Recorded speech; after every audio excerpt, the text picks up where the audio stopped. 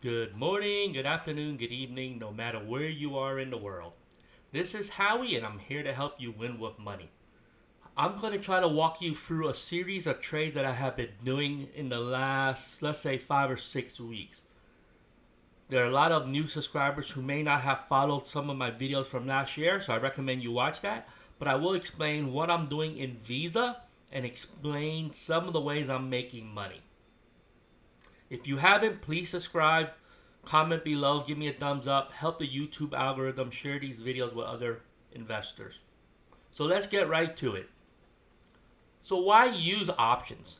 So in this video, I'm not going to cover all the details, but I'm just going to explain using this example of Visa. So this is what the 1 month chart looks like in Visa. Today, Visa is about 215, but you can see it started around 210 and went up. Then there's a horrible week. This is where the war broke out, or the conflict in Ukraine and Russia, and you can see what happened. Visa went all the way down to about 180 something, like 186 or 187, and at some point it rebounded and is now trending back up. But how do I use it? So there are many ways you can use it, and I'm not going to cover all of the details. You can use a cover call.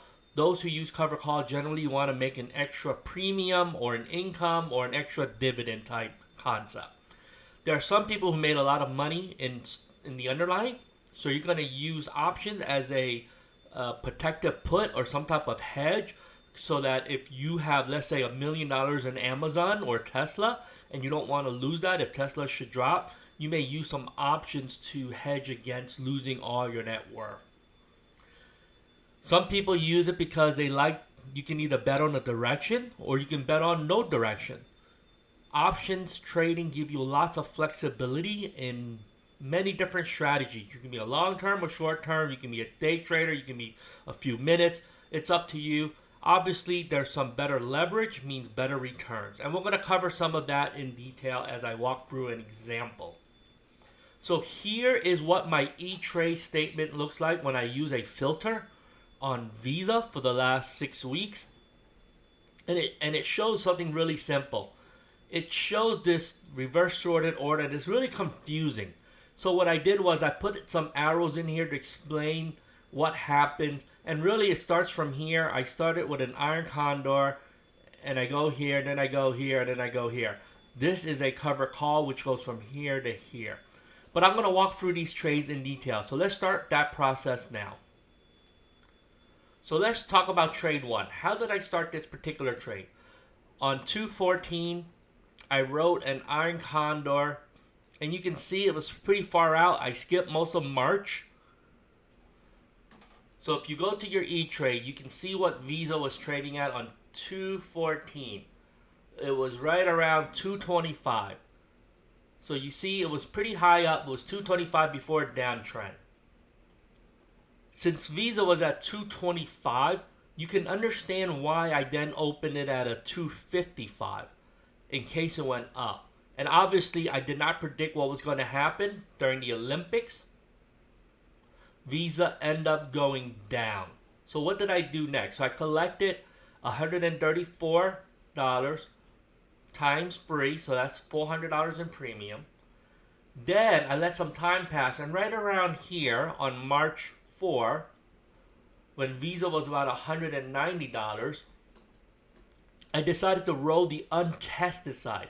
What that means is when Visa's at 190, you are now $65 away from this short call. So what I ended up doing was, let me add some more risk back to the iron condor. So I collected $13 per contract, or $39. And I did that on March 4. And then what was really surprising was between March 4 and March 21st, Visa then goes on this huge run back up. Now the good thing for me is, as time decays, even at 215, I'm still very far away from the 175, and I'm very far away from the 240. So the cost for me to close this particular option was only $45. And if you can see, I opened it for 134.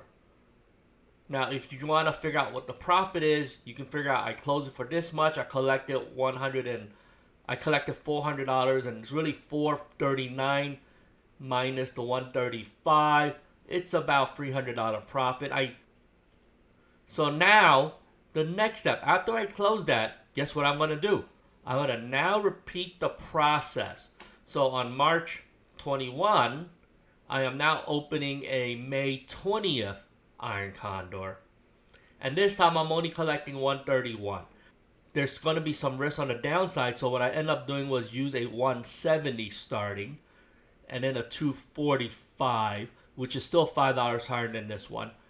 But I'm trying to say, okay, now that you have this huge run up, the market will most likely flatten out or go down. And this is why I picked these particular strike price.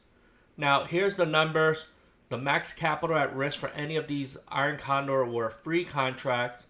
The width of the spread is always 10, and you're always using 100 shares. So my broker account locked up $3,000 in cash. And then when I end up closing this, I made roughly $300 profit. It was the profit from here minus the difference of this plus this. So I made 10% in about 5 weeks, roughly 2% a week, which is a really decent trade. So let's talk about trade number 2 now. So this part is the cover call. So on March 8th, when Visa was really low, right? I already said that Visa was probably trading a little bit near 190-ish. I end up closing a cover call that I have for June 17 at 245. Since it was at 190 or under, I actually added more risk into this cover call. So I shortened the time frame, but I also lowered the price by $10, and I received $22 premium. Now, why will I do that? Well, sometimes if you know your option is going to expire worthless, the value of that contract really, it only loses like a penny a day at that point, or $1 a day. If most of the value have been made, sometimes it doesn't make sense to just sit there and let it expire normally. So what I ended up doing was I changed it, I shortened it up, add a little bit more risk because I want to collect some premium, and I actually didn't expect this to happen, but I expected that Visa will be range bound in a much more narrow range. And of course I was wrong, because look what happened here. It was 190. So I shortened it up. But then look at the next step. On March 24, what I ended up doing was the opposite. When Visa now is at 215, I end up rolling it up and out for another $16 premium.